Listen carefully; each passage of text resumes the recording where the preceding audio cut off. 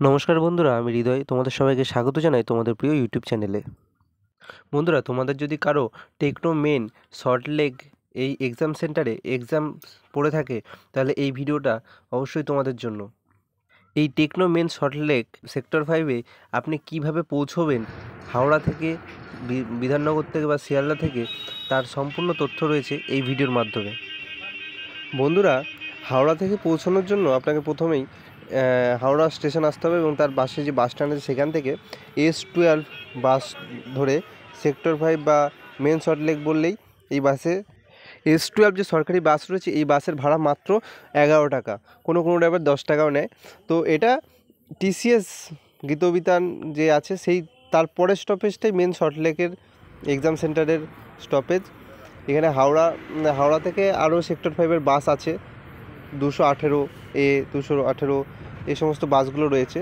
তবে সেক্টর 5-এর এই S12 বাসগুলো যেগুলো যায় এগুলোতে ভাড়াটা খুবই কম নেয় এবং অল্প সময়, প্রায় 1 ঘন্টার মধ্যে পৌঁছে দেবে এই সেক্টর 5-এ সল্টলেকে। টেকনো মেন সল্টলেক বললে এখানে নামিয়ে দেবে। এখানে একটুখানি খেটেই বাঁ দিকে গেটটা পড়বে। এবার এখান থেকে মেন গেট থেকে এক্সাম সেন্টারের ভেতরে নিয়ে যাবে।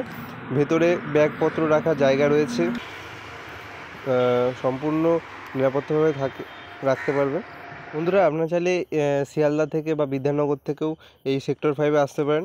অবশ্যই বালি থেকেও আসতে পারেন। বালি থেকে NSDT বা যে বাসগুলো রয়েছে সেক্টর 5-এ এখানে নেমে এই এক্সাম সেন্টারে আসা যায়। সেক্টর 5-এর মেট্রো রয়েছে, তবে এটা TCS-এর ঠিক উইপ্রো TCS যেখানে নামায়, যেখানে বাস স্ট্যান্ডে নামায় তার ঠিক সামনে একটুখানি খেটেই, তো খুব একটা দূরে নয়। বন্ধুরা, অনেকে প্রশ্ন করে যে ধর্মতলা থেকে কীভাবে আসবে। ধর্মতলা থেকেও মেট্রো আছে, ধর্মতলা থেকে মেট্রো হয়ে সেক্টর 5-এর মেট্রো রয়েছে, সেই মেট্রোর সাহায্যেও এক্সাম সেন্টারে আসা যায়। বন্ধুরা, আরও কিছু তথ্য জানার থাকলে কমেন্ট করে জানিয়ে অবশ্যই যতটা পারি হেল্প করার চেষ্টা করব। আজ এইটুকুই, পরবর্তীকালে দেখা হচ্ছে নতুন কোনো ভিডিওতে, নতুন কোনো ভিডিও নিয়ে। সম্পূর্ণ ভিডিওটি দেখার জন্য অসংখ্য ধন্যবাদ।